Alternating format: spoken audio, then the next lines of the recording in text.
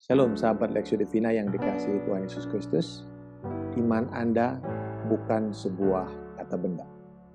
Pandangan utama kita kalau kita berpikir tentang iman selalu adalah sesuatu yang kita miliki atau yang tidak kita miliki.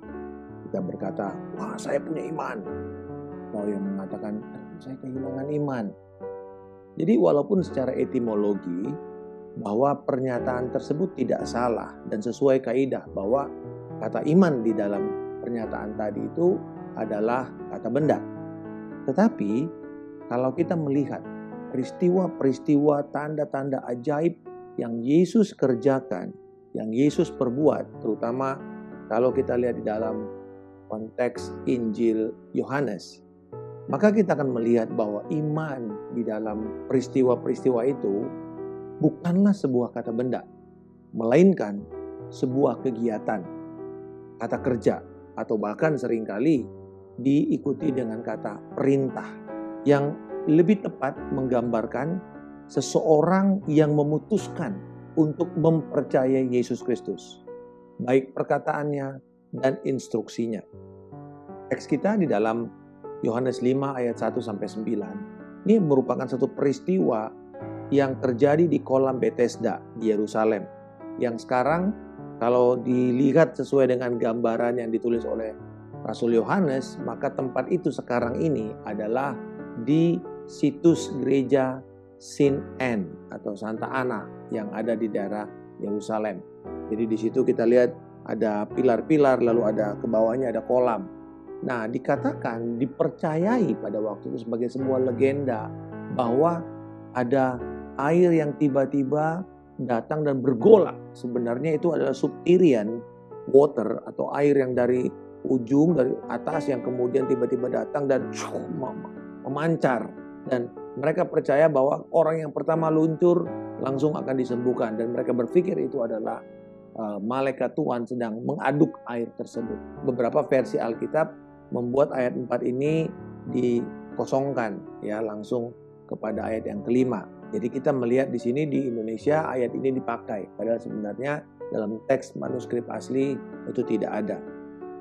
Nah, begitu terkenalnya tempat ini sehingga banyak orang yang percaya, yang memerlukan mujizat pergi untuk mendapatkan kesembuhan. Di dalam ayat yang ketiga dikatakan sejumlah besar orang, multitude, sangat banyak orang-orang yang memenuhi area kolam Bethesda ini. Jadi bayangkan ada orang kusta, ada orang lumpuh, ada orang buta, ada orang tuli, ada orang yang kena stroke, ya, yang timpang, yang cacat mungkin. Mereka percaya bahwa mereka bisa akan sembuh kalau mereka loncat ketika air tersebut digojangkan. Tapi Yesus datang tanpa diduga, tanpa ada rombongan atau event tertentu. Dia datang, dia mengamati orang-orang yang ada, yang semua ini orang-orang yang lumpuh, yang dibuat tiang-tiang itu karena supaya mereka bisa menunggu tanpa harus terkena sinar matahari. Jadi dibikin seperti saung-saung begitu. Ia menemukan di situ ada seorang yang terbaring paling lama, dikatakan sudah sekitar 38 tahun lamanya. Yesus melihat orang ini terbaring di sana. Sudah begitu lama, ini memperlihatkan kondisi orang tersebut yang terpuruk dengan penyakitnya. Dan dipakai bentuk yang pasif. Orang itu terbaring, orang itu ditidurkan di sana. Jadi tidak ada satupun upaya dari orang tersebut. Lalu Yesus bertanya kepada dia, ayat yang ke-6, maukah kamu menjadi sembuh? Maukah kamu menjadi sembuh? Ini mungkin pertanyaan yang bisa menyinggung orang tersebut yang mendengar. Saya ini lagi sakit, kok ditanya saya ini mau sembuh apa enggak? Ya pastilah mau. Dia ingin menegaskan bahwa kepercayaan itu bukanlah sebuah kata benda, tetapi sebuah tindakan. Yesus mulai dengan menanyakan keinginan orang tersebut untuk menjadi sembuh. Dia ingin membangkitkan dulu, dia mau tahu dulu apakah memang ada keinginan orang tersebut untuk sembuh. Yesus mau mengatakan bahwa mujizat dan tanda ajaib itu bukan keinginan orang tersebut, tetapi sebenarnya adalah inisiatif Yesus. Yesus tidak tunggu orang tersebut seperti di kisah sebelumnya di Yohanes pasal yang keempat. yaitu pejabat istana yang karena anaknya mau mati, dia berusaha mengejar Yesus, mencari Yesus sampai dia tersungkur memegang kaki Yesus, memohon-mohon supaya Yesus pergi ke rumahnya dan menyembuhkan. Tapi itu tidak terjadi. Yesus tidak melakukan dengan cara yang sama. Bahkan kalau kita lihat, orang ini bahkan tidak tahu siapa yang dia sedang bicara dengannya itu. Dia tidak tahu Yesus. Karena nanti di dalam ayat yang ke-13, ketika otoritas agama mempertanyakan legitimasi kenapa, siapa yang menyembuhkan kamu, dia juga nggak tahu. Nanti dia coba cari tahu baru, oh itu Yesus. Ia hanya menerangkan ketidakmampuan dia dan keadaan dia pada saat itu. Pertanyaan Yesus ini menyimpulkan persoalan kita yang terbesar. Manusia selalu kecenderungan kita adalah berpikir dengan kita setuju secara intelektual, secara pikiran bahwa kita ingin mujizat atau kita ingin kesembuhan atau janji Allah tergenapi. Kita berpikir dengan kita sudah setuju saja, maka itu akan terjadi. Tetapi sebenarnya dari dalam kita tidak pernah bertindak untuk mempercayai itu. Inilah racun sebenarnya dari efek filsuf René Descartes yang mengumandangkan ini, dan ini dipercaya oleh banyak orang dan mempengaruhi banyak konsep-konsep berpikir, yaitu konsep yang berkata cogito ergo sum. I think, therefore I am. Aku berpikir, maka aku ada. Jadi dengan kata lain, setelah dia berpikir, maka itu terjadi. Padahal kalau dia tidak bertindak, tidak terjadi apapun yang dia pikirkan. Nah, filsuf Prancis Pascal berkata begini, manusia seringkali salah mengira imajinasi sebagai hati. Jadi mereka percaya berimajinasi bahwa mereka bertobat setelah mereka berpikir untuk bertobat. Jadi mereka merasa sudah mengalami kesembuhan setelah berpikir mereka mau disembuhkan. Mereka percaya mereka mengalami mujizat setelah berpikir mereka mau mengalami mujizat. Jadi bukan sekedar kamu berpikir saja maka itu terjadi. Bahaya sahabat sekalian.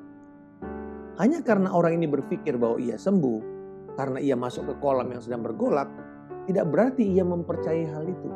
Buktinya apa? 38 tahun dia terpuruk di sana.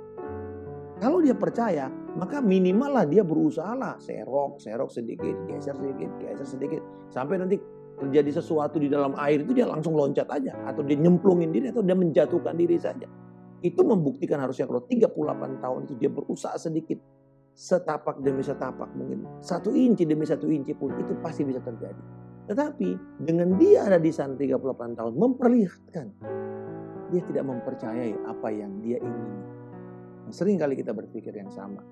Mengingini mujizat, tetapi tidak dalam hati kita. Sebenarnya kita hanya berpikir kita akan mengalami, tetapi kita tidak sungguh-sungguh percaya. Kenapa saya bisa mengatakan hal ini? Karena Kristus dan apa yang dia tawarkan seringkali di mata kita itu terlihat terlalu indah. Ya.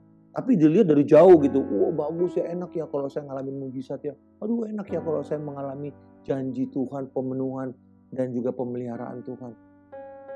Tapi nanti ketika kita mulai dekat dan melihat dengan seksama apa yang diinginkan oleh Yesus pada waktu dia berkata dengan janji itu, tiba-tiba kita kaget. Karena ternyata Yesus sebagai Tuhan menuntut sebuah tindakan. Yesus sebagai Tuhan menuntut sebuah harga, langkah iman untuk menerima janji itu. Karena iman tanpa perbuatan pada hakikatnya adalah mati. Iman tidak pernah menjadi sebuah iman bila tidak disertai dengan tindakan. Iman hanya kalau sekedar pemikiran, itu bukan iman. Itu sebabnya saya katakan, iman Anda bukan sebuah kata benda. Akhirnya jawaban si pria lumpuh ini memperlihatkan sebenarnya apakah ia beriman atau tidak. Karena dia meyakinkan dirinya bahwa dia tidak bisa disembuhkan. Tidak ada yang mau menolong. Tidak ada yang mau membantu dia untuk menceburkan dirinya ketika air bergolak. Dia tidak bisa mengharapkan dirinya lagi atau mengharapkan orang lain. Hal inilah yang dia tidak punya sebenarnya. Itu apa? Iman yang mempercayai dan melihat kepada Kristus untuk kesembuhan. Saat Yesus memerintahkannya di dalam ayat yang ke-8, bangkit, angkat tilammu, jalan. 3 kata perintah itu memperlihatkan sebuah tindakan iman. Bangkit, angkat tilammu. Tilam di situ bukan kasur, spring bed, bukan. Itu cuma sekedar kayak tikar. Ya, tikar saja yang digulung lalu untuk kemudian bisa dipaku. Bangkit, angkat tikarmu, jalan. Ini semua merupakan pernyataan perintah Yesus kepada orang ini. Karena ini adalah tindakan Yesus untuk menyelamatkan dia. Perintah ini sekaligus mematahkan kepercayaan orang tersebut bahwa hanya dengan air yang ada di Bethesda itu dia bisa sembuh. Hari itu Yesus memperlihatkan dialah Tuhan yang menyembuhkan.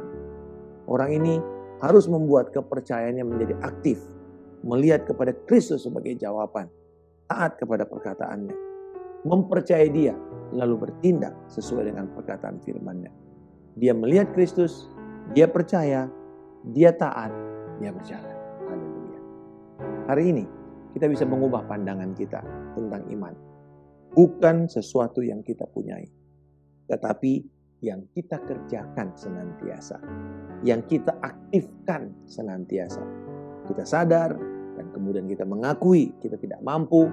Lalu kemudian kita melihat kepada Yesus sebagai jawaban, mempercayai semua perintah dan perkataannya dan bertindak di atasnya. Maka kita akan melihat penggenapannya. Mari saya mengajak sahabat sekalian membuat iman kepercayaan kepada Kristus sebagai tindakan dan gaya hidup kita sehari-hari. Bapa di surga, aku bertobat akan pandangan yang salah tentang iman selama ini. Aku mau bertindak dan menjadikan iman yang ada padaku ini aktif dan bertindak untuk melihat mujizat dan janji-janji-Mu tergenapi dalam hidupku. Dalam nama Tuhan Yesus Kristus, aku telah berdoa dan mengucap syukur. Haleluya. Amin. Salam kemenangan. Saya Pendeta Markus Simanjuntak.